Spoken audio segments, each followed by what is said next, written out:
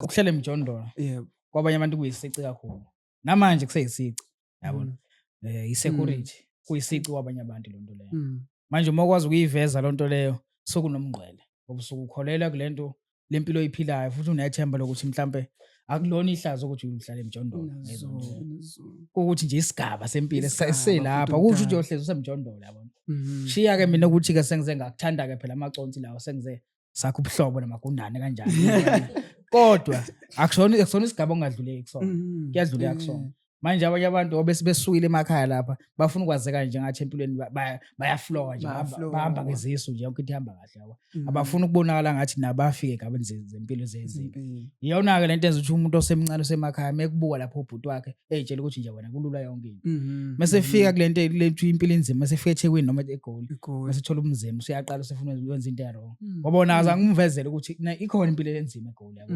Uhlezi umvezele nje ugqoka ublend note uyadunusa uyaqulusa. Akukho la kuveza khona ukuthi nje cha, nami ngeke ngawugqoka ublend note ngigqoke isikheni sami esidabukile, impilo nje ibe nzima, yabo. Yeah, cause kunokucwasana la ngaphandle sike sibone like especially kwi-generation ye-youth abantu ukafihle ukuthi usukaphi ikhaya lifihle ngoba manje ufuna ukubukeka emuhle ebantwini, but wena nale content lo kwazile ukuthi uyenze uyikhiphe ebantwini, ukwazile ukuvuselela ubafundisa into ephilisayo ukuthi no ungasabi ukuthi usukaphi ngoba ikusasa laziwe. Yeah, yabo nje ngiqala nami ngangazi ukuthi i-content uyi-content nami ngiyiqala nje. Okay. Ngoba ngangawazi TikTok kanjani, ngayiqala ku-Facebook nje, yabo. Mm. Ngingazi ukuthi wenza lento i-content. Okay. Nangithi nje ngiveza ngoba ngiqala nje ngayiqala ngiqashwa kwi-security. Okay. Kuyiqala i-video yami yokuqala nje ngayiqala ngiqeda ukuqashwa.